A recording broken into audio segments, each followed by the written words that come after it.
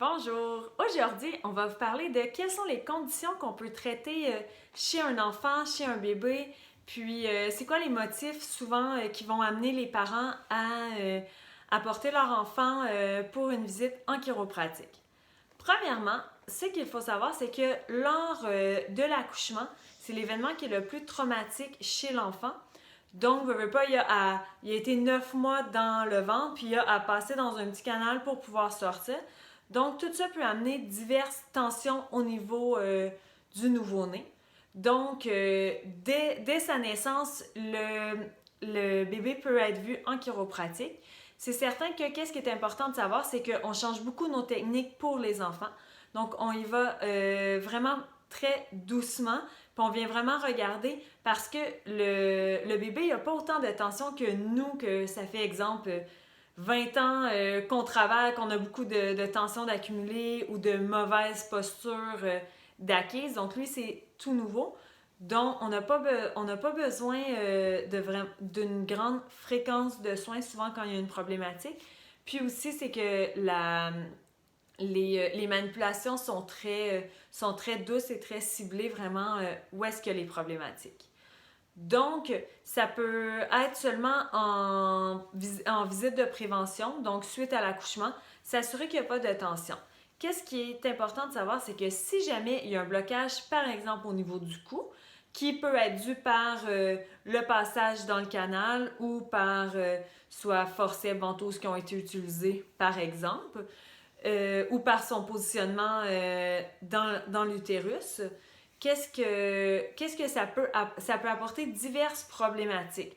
Autant ça peut être soit que le bébé va avoir une préférence, donc il va tout le temps avoir sa tête tournée du même côté, ne voudra pas aller de l'autre côté, va tout le temps être appuyé d'un certain côté. Ça peut amener diverses tensions ou un bébé qui va peut-être un petit peu plus pleurer parce que sa seule manière d'exprimer son inconfort, c'est en pleurant. Donc, on vient regarder, on fait tous les tests, oui, au niveau des amplitudes de mouvement. On vient aussi regarder au niveau de la posture.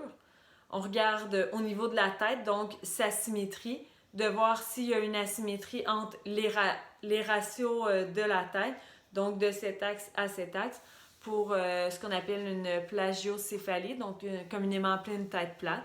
Donc, c'est des conditions qu'on peut traiter en chiropratique. On va aussi regarder au niveau de tous les réflexes du nouveau-né qui sont adaptés à son âge. Donc, s'il vient vraiment seulement de naître ou s'il y a 4 ou 6 mois, c'est pas les mêmes réflexes qu'on va tester chez l'enfant. On veut s'assurer que tous les réflexes neurologiques sont présents et normaux, puis qu'il n'y en a pas qui devraient pas être présents, qui sont présents.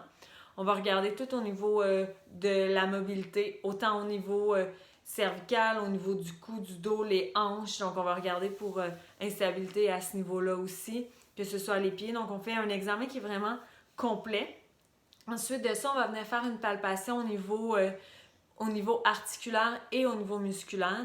Donc, pour voir s'il y a diverses tensions ou des mauvais, qu'on appelle patterns, qui peuvent être faits par l'enfant. Si l'enfant est tout le temps en position de flexion, veut moins être en extension, ou au contraire est tout le temps comme ça, puis on pense que le bébé est fort, mais en fait, c'est parce qu'il y a des blocages, puis il est inconfortable à redevenir comme il faut.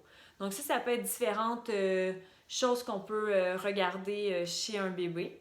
Donc, on va traiter au niveau des torticolis congénitales, au niveau de la plagiocéphalie, on vient travailler au niveau des os crâniens.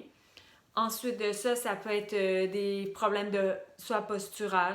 Ça peut être aussi diverses conditions qui peuvent être reliées à une dysfonction au niveau neuromusculo-squelettique.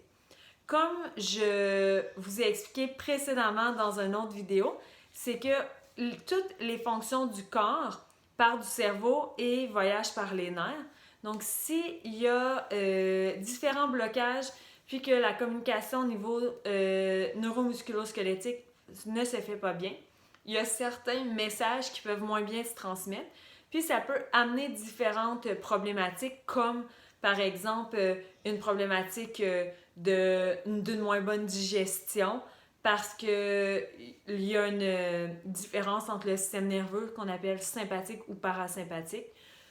Donc, c'est Le système nerveux sympathique, c'est ce qu'on appelle fight or flight. Fait que c'est de tout le temps vouloir combattre.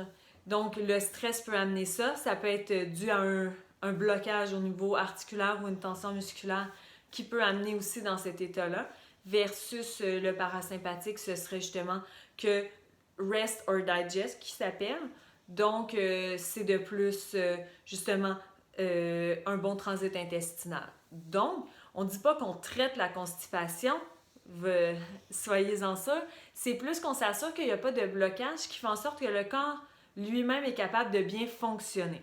Donc ça, c'est une des exemples des conditions qu'on peut aider simplement en s'assurant que tout le corps fonctionne bien, puis qu'il est capable de bien justement se développer.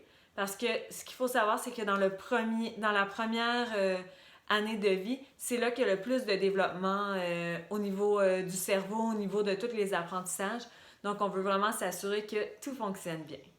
Donc, c'était diverses conditions chez le nouveau-né qu'on peut traiter. Bonne semaine!